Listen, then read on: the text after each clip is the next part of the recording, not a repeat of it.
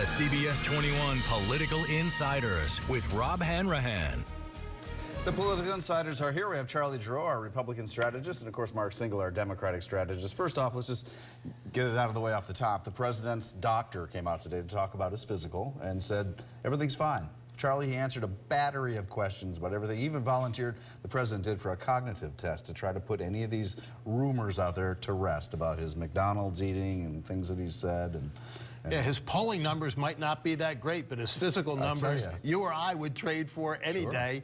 The doctor said the key to it is really just good genes, because obviously his eating habits aren't necessarily the best. Mark? Well, I was impressed that the doctor was willing to take so many questions. You know, he was very patient about it. It was like the president said to him, look, go in front of those cameras, put all these rumors to rest.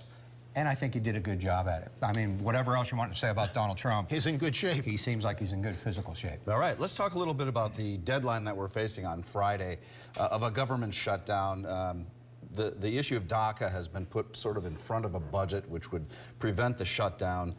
Charlie, do you feel like, are the Republicans going to work with the Democrats? Are we going to face a shutdown? Basically, is what I want. Well, it's really at this point, Rob, up to the Democrats. I mean, they have got to recognize the fact that they are not the majority party, that they're going to have to come to the table and get some sort of give some sort of accommodation in order to get what they want on DACA. I think the votes are there for a compromise.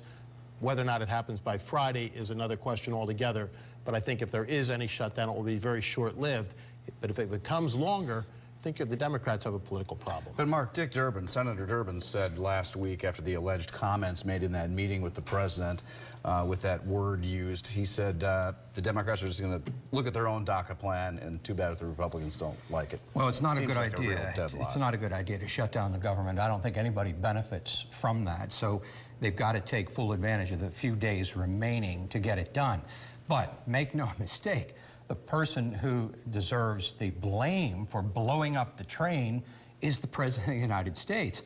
On Tuesday, he invites the bipartisan coalition to come in and present their case.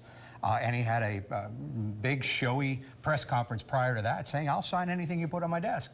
And then by Thursday, he's blowing up the train, saying, no deals, and in very coarse, harsh, racist language. It's no wonder that the Democrats are walking away from it. He's made a mockery of this process. Now, let's talk bipartisanship, Charlie. Tomorrow, Senator Jeff Flake is planning a speech where he's going to compare President Trump to Stalin.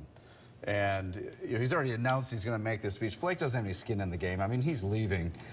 He is the lamest. Is this doing any good at all? No, it's not. And unfortunately, Senator Flake is the lamest of lame ducks, frankly, trying to continue his 15 minutes of fame here with, you know, over-the-top remarks. He himself, though, is now walking back the Stalin thing a little bit. Stalin, of course, one of the world's worst mass murderers.